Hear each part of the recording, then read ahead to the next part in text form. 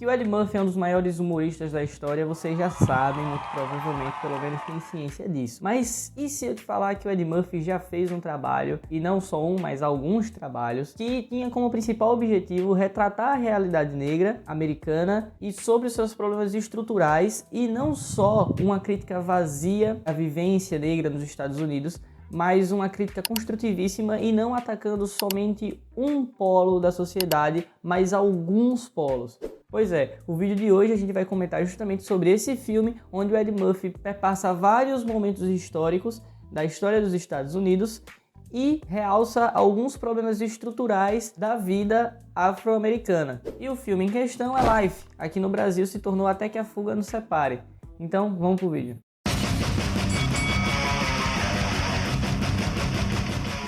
O filme, que é de 1999, conta não só com o Eddie Murphy, mas também com o Martin Lawrence, que interpreta o Cloud. Em contrapartida, o Eddie Murphy interpreta Ray Gibson, que é o nosso protagonista da trama, com o seu coadjuvante muito especial e com muitíssimo tempo de tela, sendo quase que um segundo protagonista, o Cloud.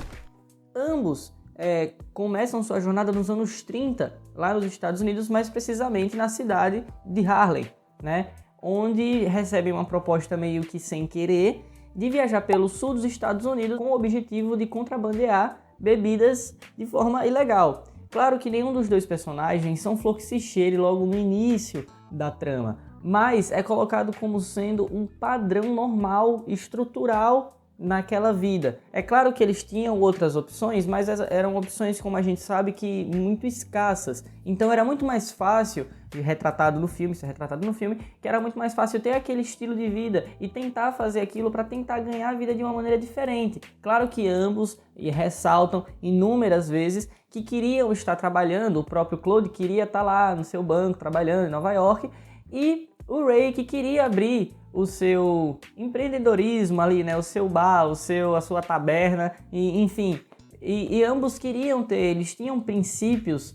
que caminhavam sobre as 4 linhas da legalidade, mas por questão de vida ou morte, ambos acabam entrando nessa enrascada, que é o nosso ponto de partida para esse filme. Durante o filme, né, na passagem, nós temos alguns momentos importantes, até que eles cheguem no ponto onde acontece a virada da história até eles serem presos, que é especialmente lá no sul dos Estados Unidos, quando eles passam por alguns lugares onde o racismo ele é muito forte mesmo, ele é nítido. Eles entram num bar e esse bar está escrito que era apenas para brancos e eles não podiam entrar porque eles eram negros e tal. Posteriormente, o caso, a forma com que eles são julgados mostra também uma injustiça, né? Claro que eles têm uma estratégia dentro da comédia que contribuem para aquilo, mas, logicamente, por se tratar de um judiciário completamente branco, onde um policial branco tentou os incriminar, eles foram presos e, além disso, pegaram prisão perpétua, que é o X da questão. Eles serem presos, obviamente, estaria dentro da lei, porque eles estavam contrabandeando, estavam fazendo serviço legal. Mas essa punição é uma punição que eles colocam como além da humanidade. E é uma das principais críticas do filme e uma coisa que eu acho que é muito forte. Porque o filme ele critica um sistema que leva os negros para a prisão e uma prisão que não ressocializa, uma prisão que não consegue colocar ninguém de volta para a sociedade. E aí é onde entra a próxima parte do filme, o próximo momento, que é justamente a vivência dos dois personagens na prisão. De início, nós temos uma situação de insatisfação, impaciência de estarem presos literalmente e quererem muito sair daquela situação. Por isso que o Ray, principalmente, almeja e tenta de diversas formas fugir dali, porque sabe que ele não vai conseguir ser ressocializado e ser levado de volta para a sociedade. Isso é uma figura que a gente tem lá no primeiro momento, é essa questão deles estarem desesperados para sair. Em determinado momento, não só o Ray e o Claude, mas também outros personagens que estão presos e formam esse modo de vida ali, eles se tornam dependentes daquilo. Eles não querem mais ser ressocializados, eles estão ali, eles querem ficar ali para sempre, porque eles não sabem como viver se não for daquela forma, se não for daquele jeito ali presos. Porque é uma tentativa do filme de retratar a falha que é o sistema penitenciário americano naquela época. Outra coisa muito interessante do filme é a forma que o filme perpassa ali dentro da história, porque o filme começa nos anos 30, mas ele só vai finalizar bem depois, ou seja, a gente passa pela Segunda Guerra Mundial, o que causa grande impacto ali na questão racial dos Estados Unidos, até porque a gente passou por uma guerra onde o vilão que os Estados Unidos pintou como um vilão e que realmente era um vilão, que era a Alemanha nazista, que tinha como princípio o racismo contra os semitas, né? E que mais profundamente e posteriormente a gente vê que também não é só contra os semitas, mas os semitas eles foram o principal bode expiatório e que tudo que não fosse ariano era visto como algo não puro e que deveria ser oprimido pela raça opressora superior, que era a raça ariana. Os americanos, ao pintá-los com vilões, de maneira justa, sim, claro, sempre tem que deixar isso claro,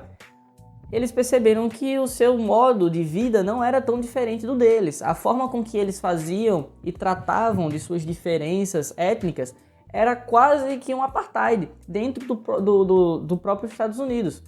Né? O Sul, a maneira com que o Sul lidava com aqueles cidadãos, com aquela diversidade, é muito explorada no filme. E talvez o Sul, como todos sabem, o Sul dos Estados Unidos, seja o principal lugar assim, com mais racismo, um racismo muito estrutural, assim, muito supremacista mesmo, com muitas manifestações negativas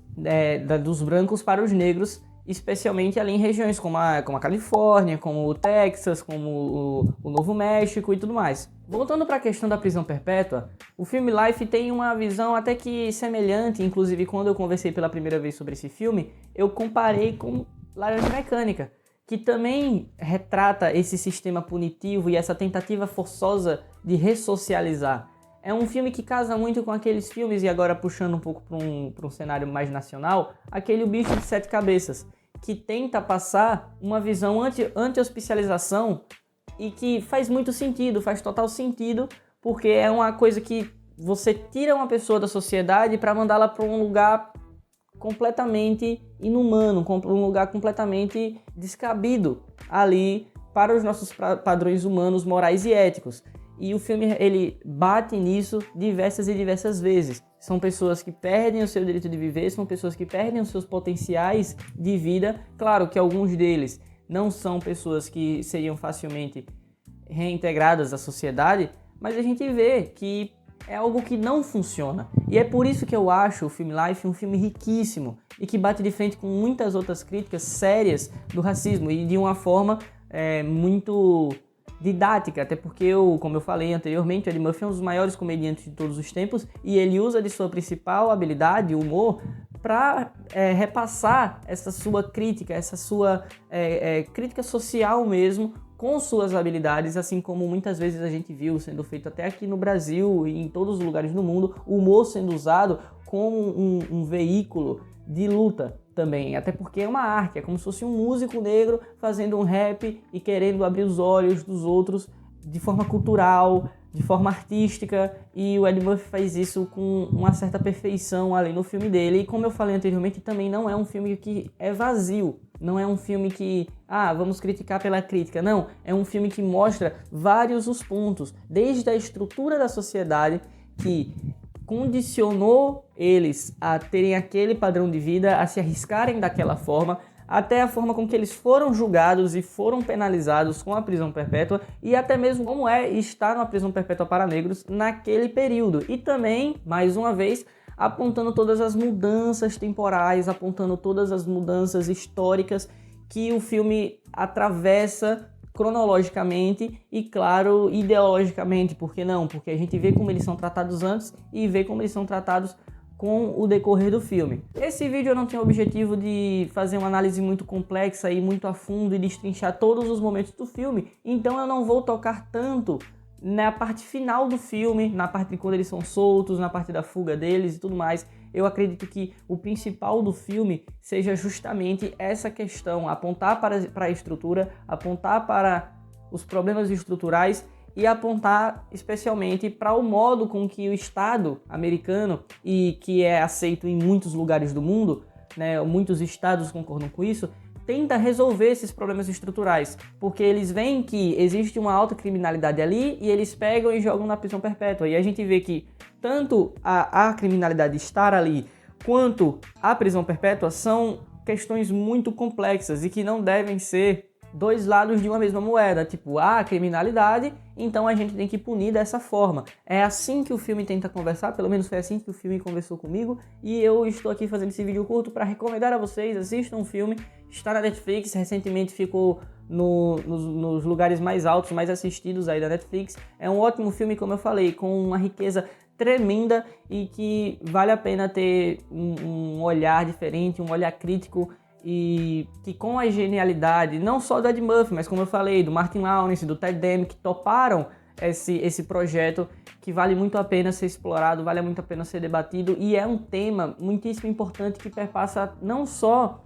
os anos 30, que é o começo da história, e nem muito menos 1999, que é quando ele é lançado, mas tudo, até hoje, e inclusive a forma de fazer arte, e na forma de fazer arte como crítica social. Ele dá uma aula de como podemos fazer isso, de como podemos lutar e como podemos aprimorar o debate e conseguir lugares, conseguir espaços de diversas formas. Por isso que eu acredito que seja um filme muitíssimo importante e que é pouco comentado ainda nas redes sociais. E no mais é isso, aquele percurso de sempre, o Desacato Autoridade aqui no YouTube. Vocês podem seguir em todas as outras redes sociais que está tudo aí na descrição. Valeu e é nóis!